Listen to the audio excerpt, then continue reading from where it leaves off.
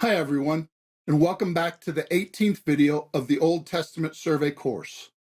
In this section, we'll begin looking at the individual historical books, starting with the book of Joshua. First, some background for the book of Joshua. Joshua is the first historical book. It is still part of the continuous narrative which started in Genesis.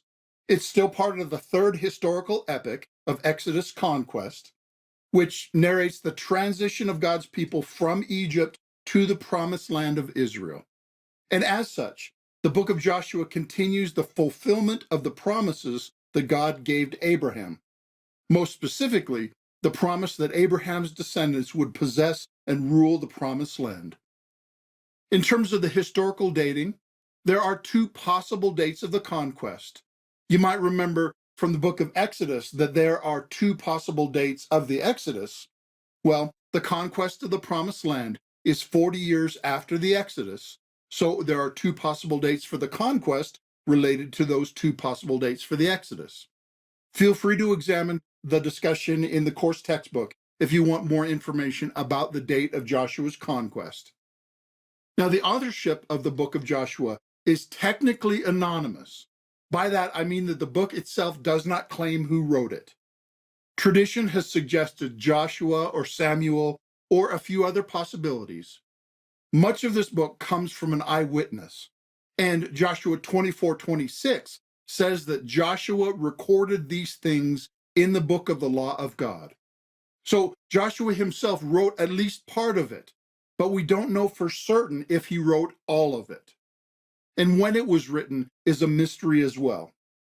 In a few places, things are said to exist until this day, which would put the date of writing before the monarchy of Saul and David.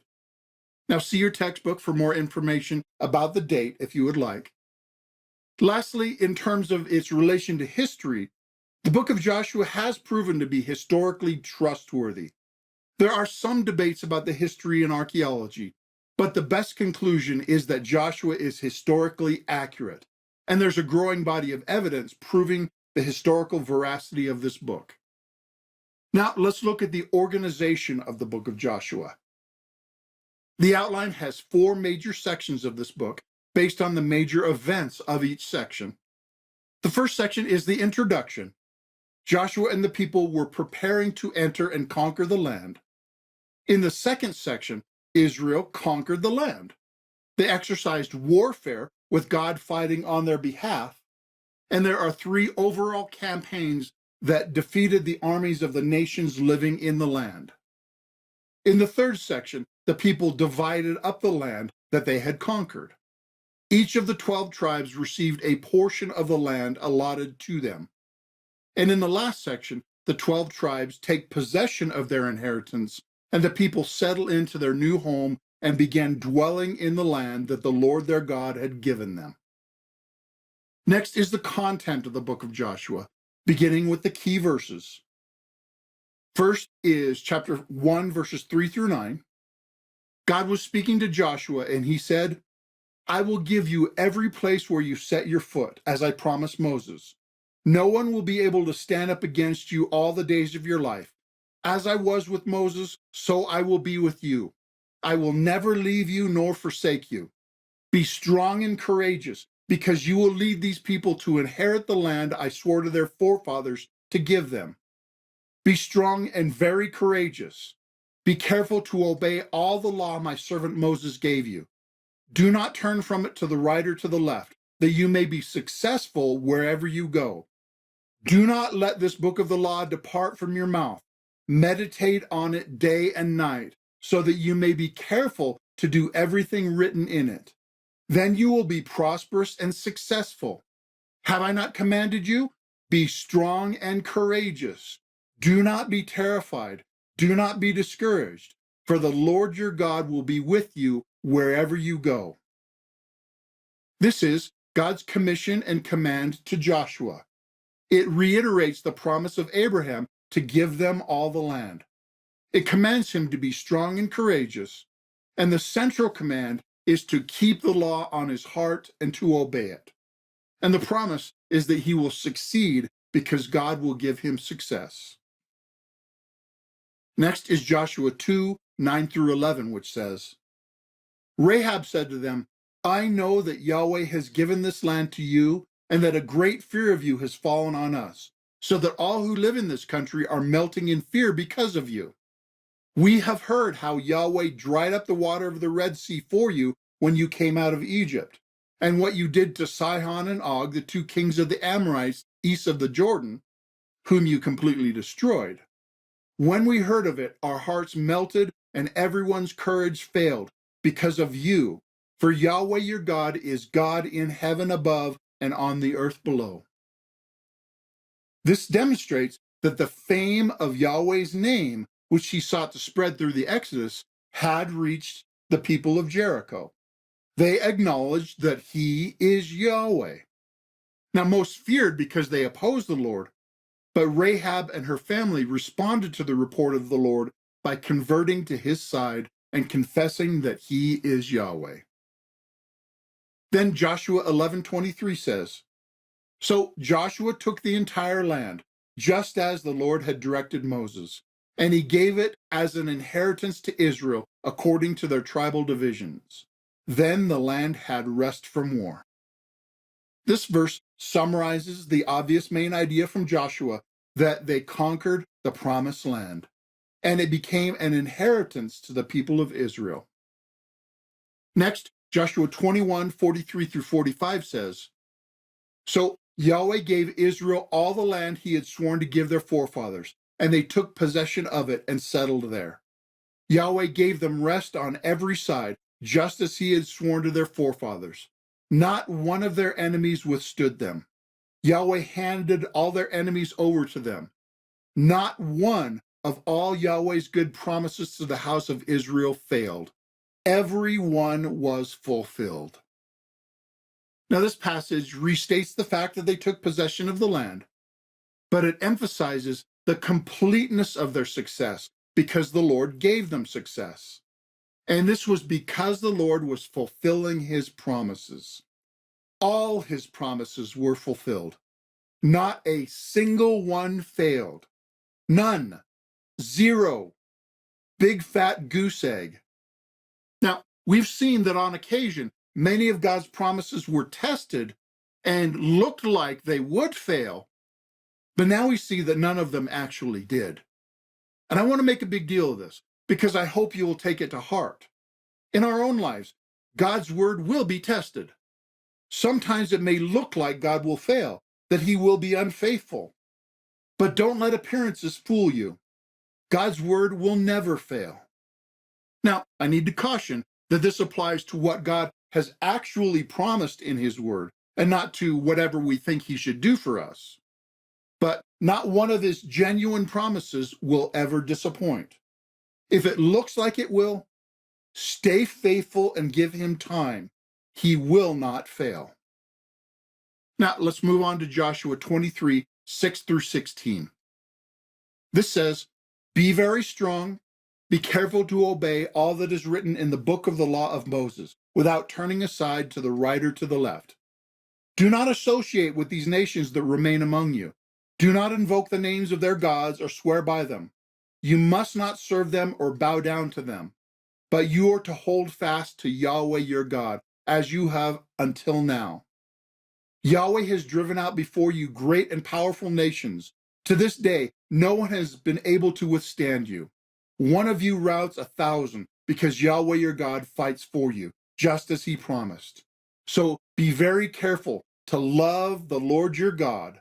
But if you turn away and ally yourselves with the survivors of these nations that remain among you, and if you intermarry with them and associate with them, then you may be sure that Yahweh your God will no longer drive out these nations before you. Instead, they will become snares and traps for you, whips on your backs and thorns in your eyes, until you perish from this good land which Yahweh your God has given you.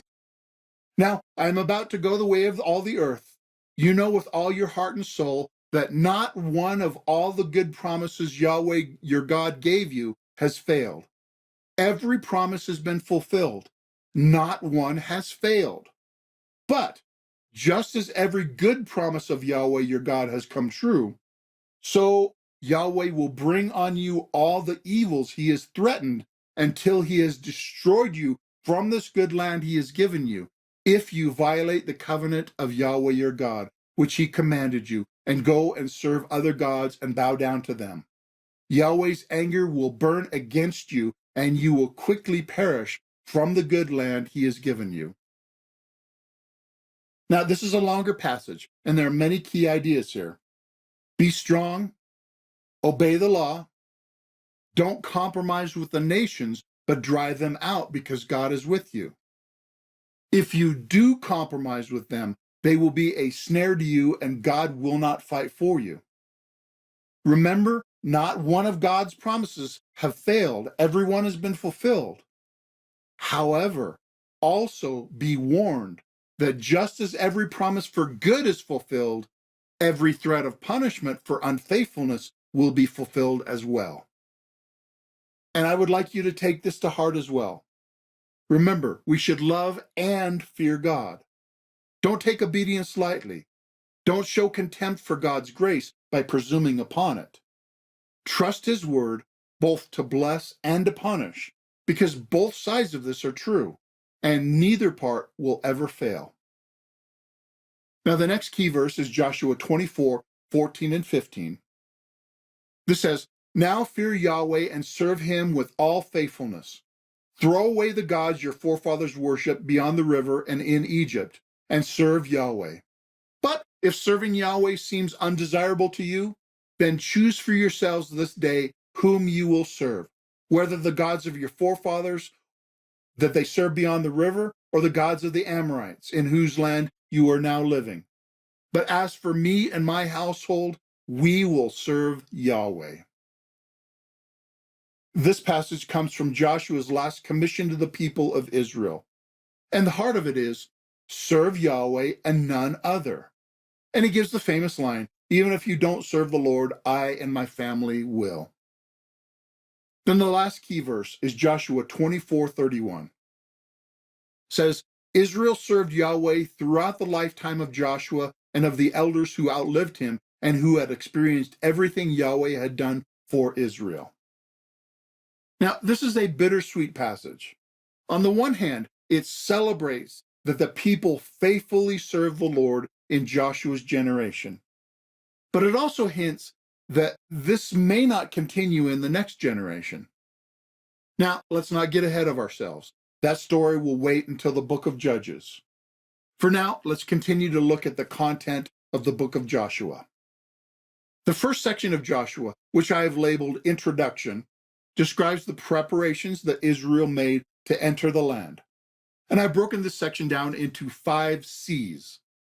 The first C is the commission of Joshua. This commission, which I read as the first key verse, is stated in such a way to draw attention to the most important item. This is a common Hebrew way of communicating that's technically called a chiasm, but I call it the sandwich structure because it emphasizes the center item as the meat, the central point of the sandwich. Now, I suggest you read along to see if this is true. It says, "Just like I was with Moses, I will be with you. I will not forsake you. I will not abandon you." Now, this is very similar to Genesis 28:15, where we see God's promise to Jacob at Bethel as he was leaving the land. Next, it says, "Be strong and courageous, because you will lead this people to inherit the land, which I swore to your forefathers to give to them. Only be strong and very courageous." Next, "Be careful to do just like all the Torah which Moses my servant commanded you.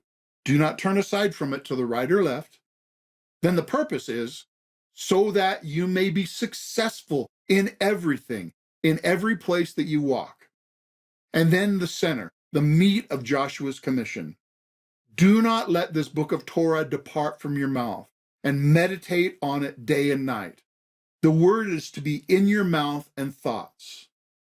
Then the result of this, so that you will be careful to do just like all that is written in it. And then the purpose again, thus your path will prosper and you will be successful. And again, have I not commanded you? Be strong and courageous. Do not be terrified. Do not be dismayed. Why? Because Yahweh your God is with you in everything in which you will walk. Now, I hope you can see by the graphic way that this is laid out which items the author is emphasizing. Now, I wish we had time to work through all this means for us and for our Christian life, but unfortunately we don't. So I'll just leave this here for your prayerful consideration. We'll move on. The second C is covert intelligence. Joshua sent spies to check out the city of Jericho, and they were hidden and protected by a native woman named Rahab, who had heard of God's fame and changed to God's side. She was therefore promised protection when they would conquer Jericho. Now, I'd like you to see the dramatic contrast between this episode and the previous time that Israel sent spies into the land, as we saw in the book of Numbers. This time, the people of the land are quaking in fear, and the spies brought back a faith-filled report. Now, the situation did not really change, but their understanding of the Lord was now more accurate and active in their decision-making process. The third C is consecration. In 3:5, Joshua says to the people, "Consecrate yourselves, for tomorrow the Lord will do amazing things among you." They were to prepare their hearts, minds, and actions. They were to be set apart in holiness because God was in their midst and was about to do great things on their behalf. Then they crossed the Jordan River, which is the fourth C. Joshua is shown to be a leader like Moses because he performed the same caliber of miracles. Chapter 3, verse 7 says, "The Lord said to Joshua, 'Today I will begin to exalt you in the sight of all Israel, that they may know that as I was with Moses, so I will be with you.'" And then Joshua received a reminder that God is still God. In chapter 3, 10 and 11, it says, "This is how you will know that the living God is among you, and that he will certainly drive out before you the Canaanites, etc. See, the ark of the covenant of the Lord of all the earth will go into the Jordan ahead of you." That is, the master of all the earth is on your side. Imagine what kind of confidence that would give the people. If the master of everything is for you, who can stand against you? The one who controls everything, how can he fail? And then God miraculously dried up the Jordan River, just like he had dried up the Red Sea, and he brought them over the river, across the border, into the promised land. And they set up a memorial of God's miraculous parting of the waters to bring them in, and that is so their descendants may learn this story and honor God. And the first event that the people did in the land was the circumcision of all those who had not been circumcised in the desert. Remember, the circumcision is a sign of the covenant, and God required obedience to this sign. And the people celebrated the Passover in the land, exactly 40 years after the very first Passover, when they left Egypt. And the manna that they'd been eating stopped, because from this point forward, they ate the produce of the promised land. All these 5 C's are the introductory preparation for the main events of Joshua. The next main section is the conquest of the land by defeating the armies of the people who lived in the land. The first target was the city of Jericho, which was just on the other side of the Jordan River where they had crossed. You may have heard the old song, "Joshua fought the battle of Jericho and the walls came tumbling down." Well, to be perfectly accurate, Joshua didn't fight the battle. God did. Jericho was defeated by God's power, not the armies. And this was made very clear to Joshua before the battle began. Chapter 5, 13 through 15 says, "Now when Joshua was near Jericho, he looked up and saw a man standing in front of him with a drawn sword in his hand. Joshua went up to him and asked, 'Are you for us or for our enemies?' 'Neither,' he replied, 'but as commander of the army of Yahweh, I have now come.' Then Joshua fell face down to the ground in reverence and asked him, 'What message does my Lord have for his servant?'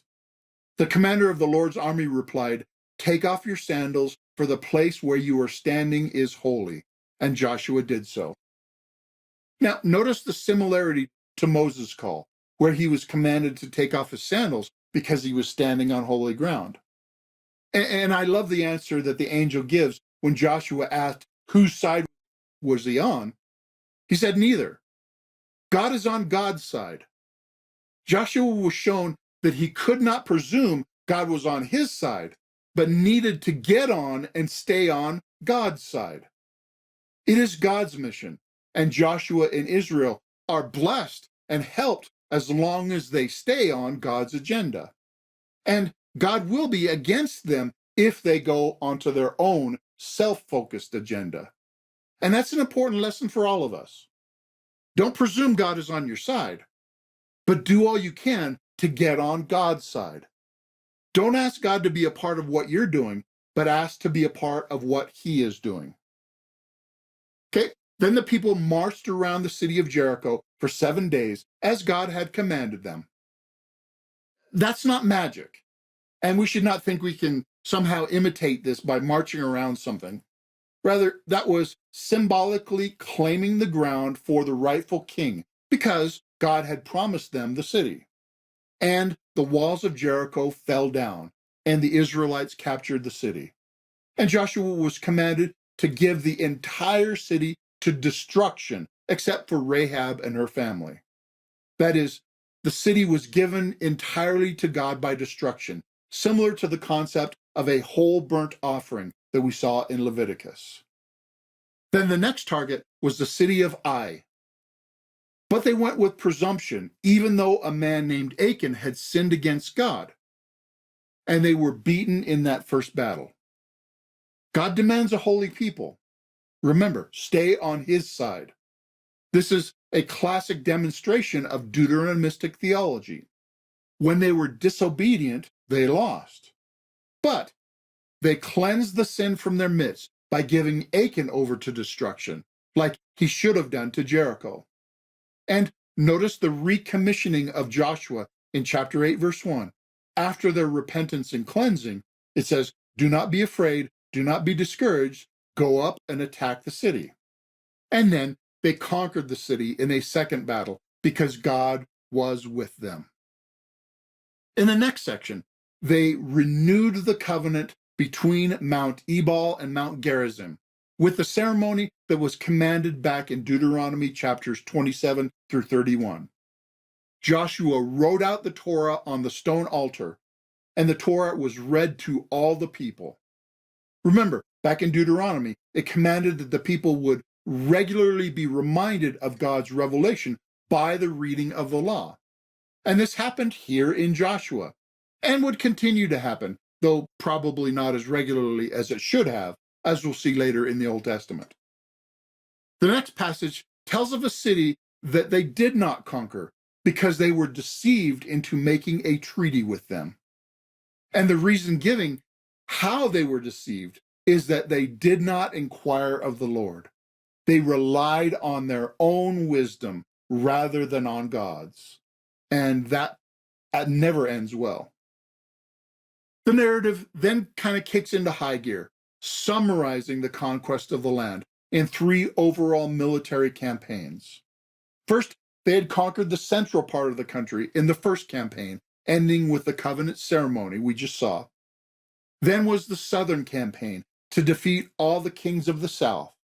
Then the northern campaign to defeat all the kings of the north. And in each campaign, they were successful because God was with them, giving them the land by defeating the people who lived there, sometimes in miraculous ways. And this section ends with the summary statement that says, "So Joshua took the entire land, just as the Lord had directed Moses, and he gave it as an inheritance to Israel according to their tribal divisions. Then the land had rest from war."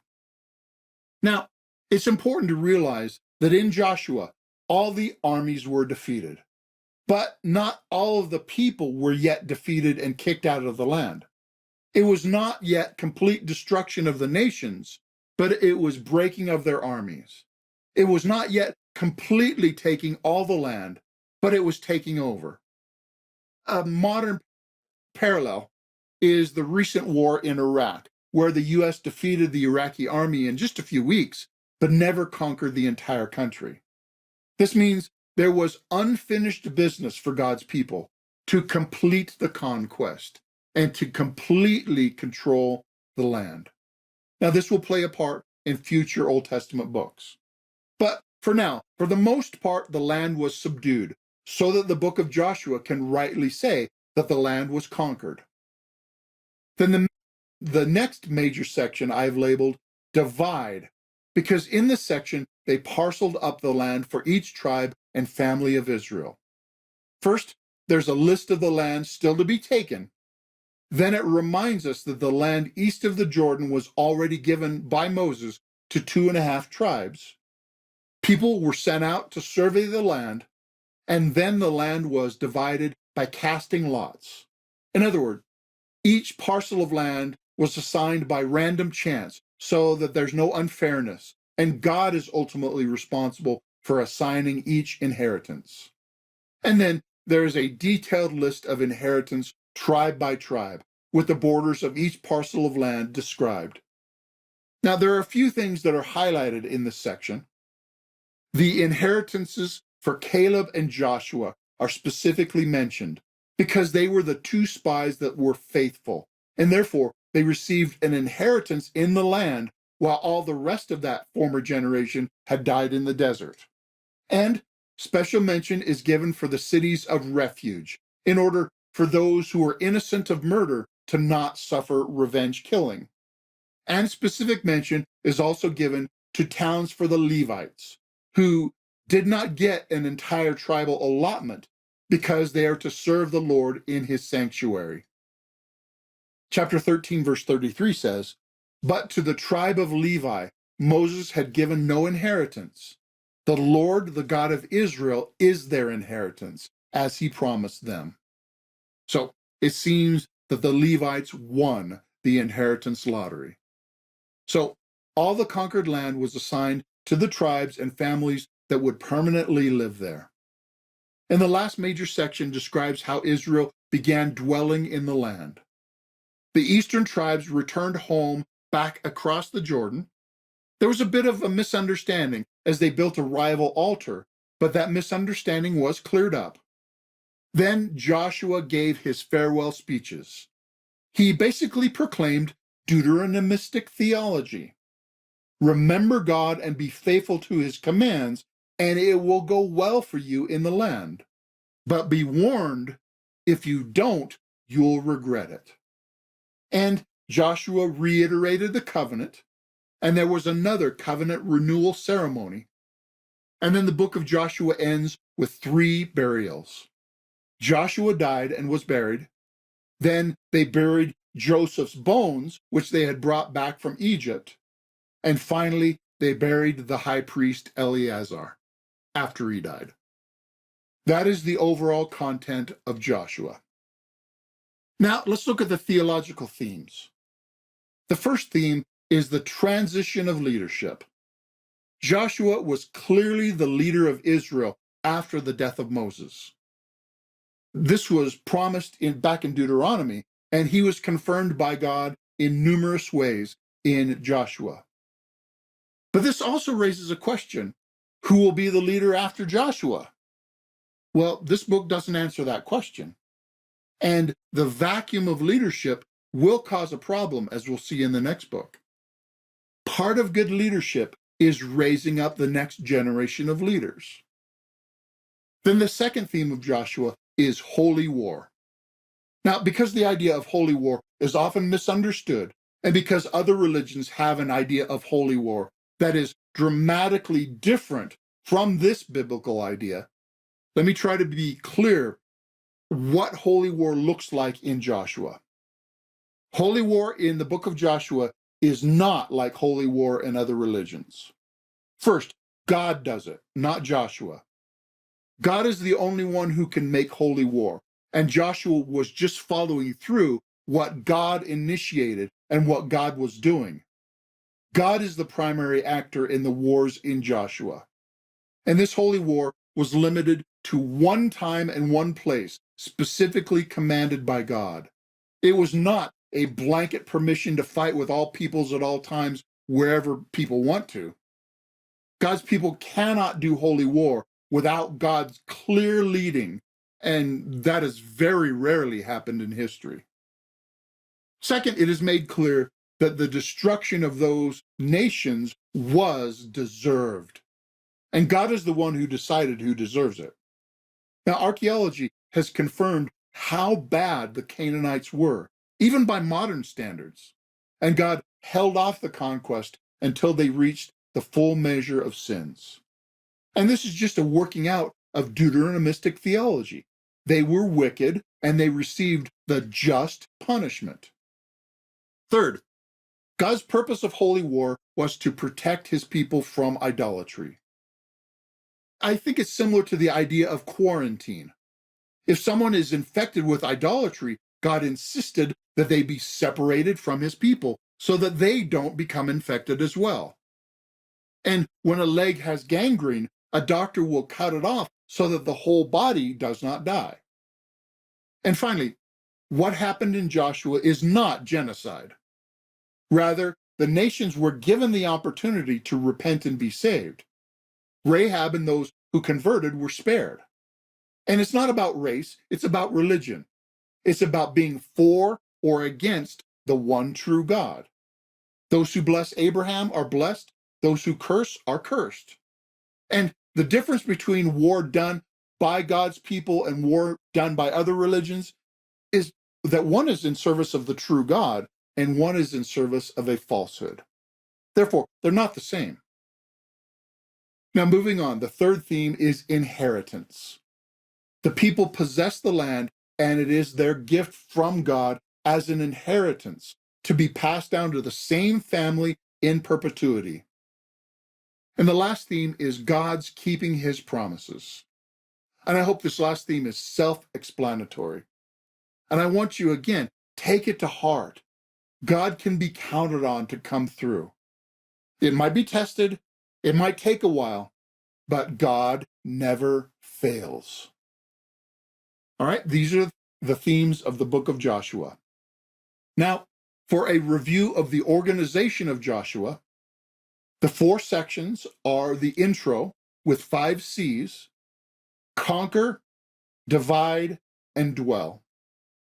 And the theological themes of Joshua are transition of leadership, holy war, inheritance, and God's promises are fulfilled. Use the word thing as a memory aid to help you remember these themes. All right, that is the survey of the book of Joshua, where God fulfills his promise to give them the land. Will they live happily ever after in the land? Well, stay tuned to the next section when we examine the book of Judges, and you'll find out. Thanks for watching.